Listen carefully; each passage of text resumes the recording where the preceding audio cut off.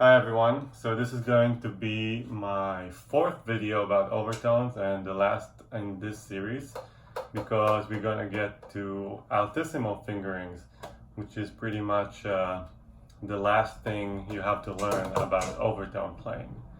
So I'm gonna start with just maybe the easiest one for me, which is the high A, which I finger like this. Second finger, third finger. And I'll show you a nice way to be able to produce this note, and from there we'll take it to some other altissimo notes.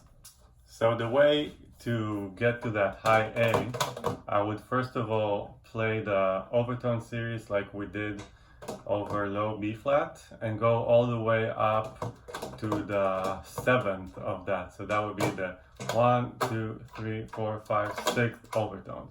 So it sounds something like this.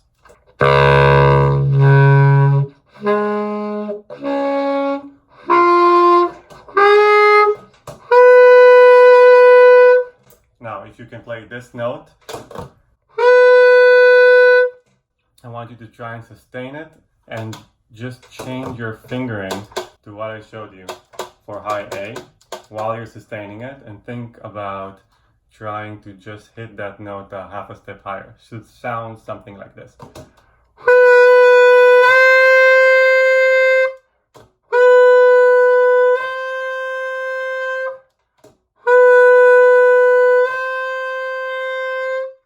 Now try and just hit the high A with the fingering without using the overtone series to kind of climb up to it, like this.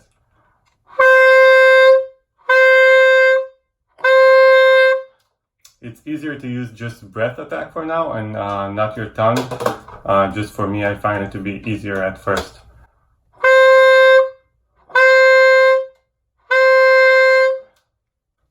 Now if you can do this, you should move on to the next level, which is adding more altissimo fingerings and also practicing the jump between the regular range and the altissimo range.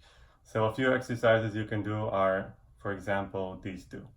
You can try and play a scale, and between every note of the scale hitting that high A. So if I start from my low A, which is on most horns and my horn will be here, I can go like this.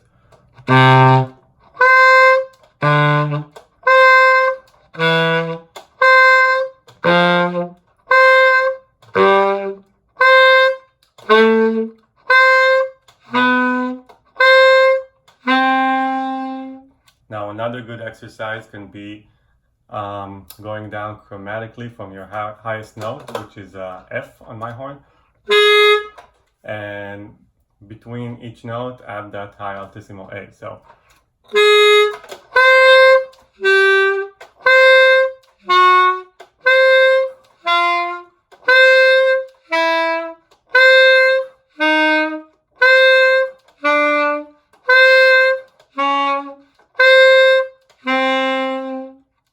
So if you can play these exercises, you have the basic building blocks you need to keep working on altissimo.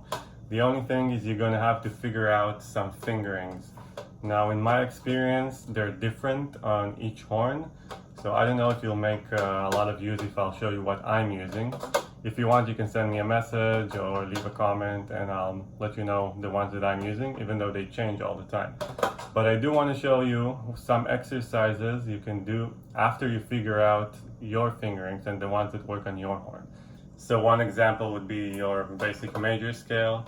You're just going to play one note in your regular range and one note in the altissimo range.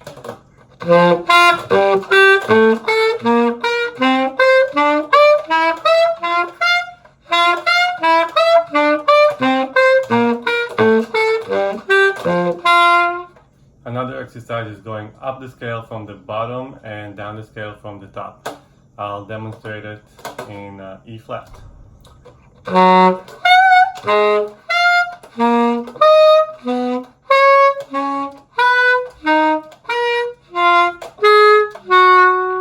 Of course, like in any other exercise, you can flip it around and do it backwards like this.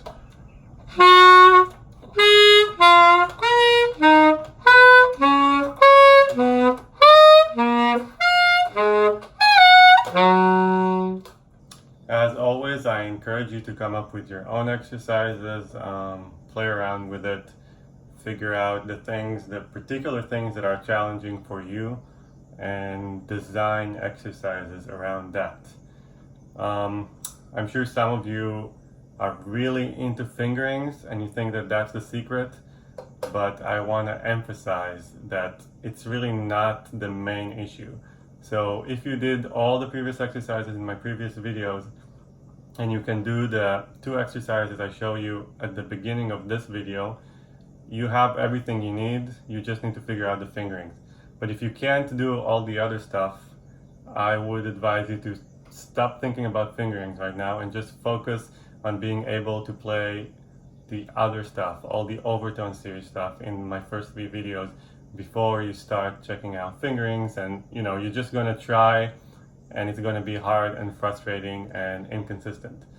So on that note, good luck with finding your fingerings and practicing your altissimo.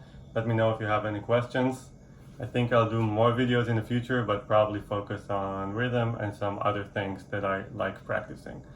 Thank you for watching, and let me know if you have any questions. Bye bye.